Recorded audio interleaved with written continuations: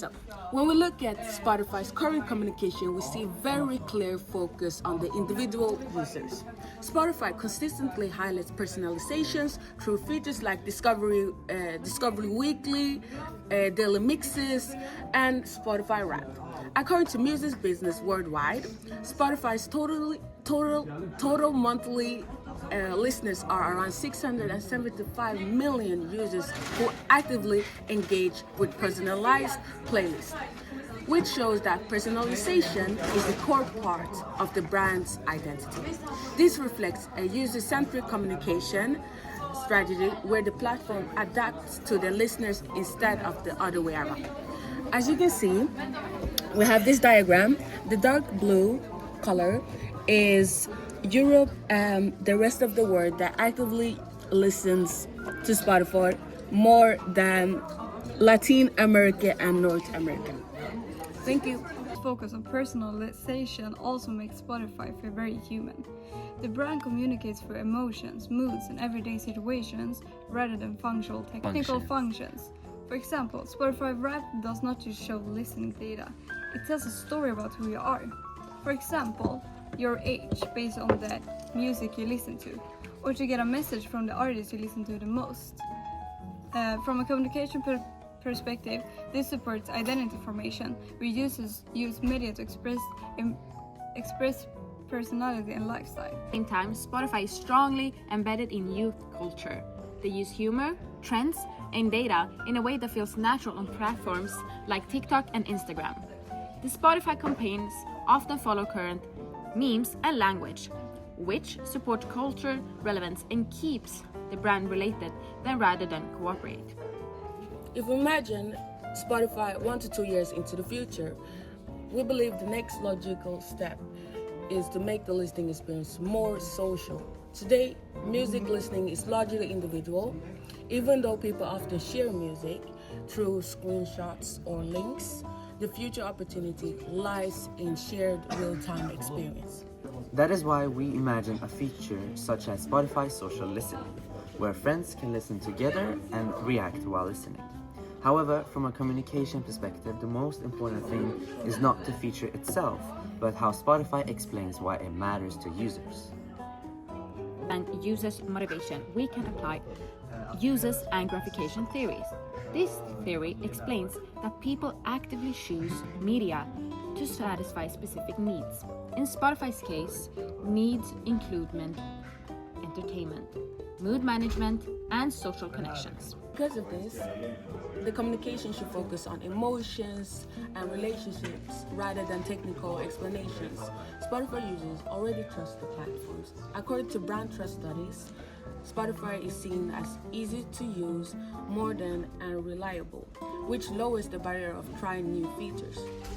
This means Spotify does not need to convince users that the feature works. Instead, they need to show how Spotify social listening fits naturally into daily routines, such as studying, traveling, hanging out with friends, which is something that listeners want, according to Spotify's community website, where listeners can send in requests. To the overall strategy, Spotify should position itself as the place where music becomes a shared experience, not just background noise.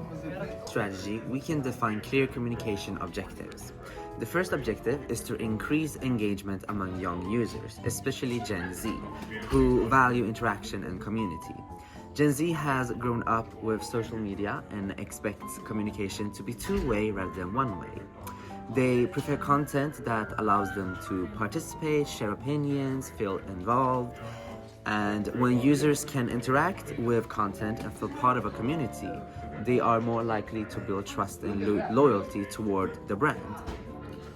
And the second objective is to strengthen the social interaction inside the app, rather than relying on external platforms for sharing music. Third object is to make Spotify even more natural part of everybody's life, reinforcing habitual use. To plan how this feature spreads, we can use diffusion of innovation theory by Everett Rogers. According to this theory, new ideas are adopted in stages, starting with innovators and early adopters. Spotify should first target users who enjoy trying new features, These include students, tech-interested users, and superfans. And according to Spotify, superfans is someone who is committed to an artist. They build a fan base, and one superfan listens as much as 20 people.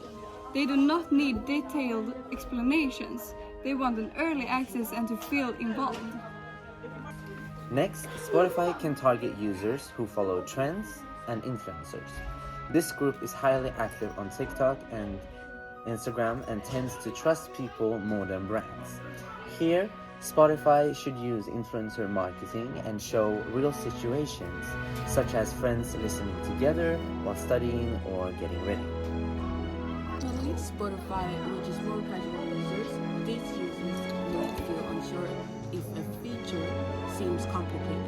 The communication should be simple, emotional, and reassuring rather than technical. Short videos, clear messages, and in-app guidance are effective tools for this group. In terms of channels, Spotify should already focus on platforms where users already spend time. These include social media such as Instagram or TikTok, as well as in-app communications. This aligns with integrated marketing communication, where all channels support the same message and tone. Over the time, the communication should change. In the beginning, the focus is on awareness and curiosity. Later, it shifts towards habits, information, and route use, which follows the logic of diffusion of innovation. Spotify already has a strong market position and high brand trust. This makes it easier to introduce new ideas. However, even strong brands need clear communication when asking users to change behavior. Communication theory and focus on the user's needs rather than the technology, Spotify can make this change feel natural, relevant, and meaningful.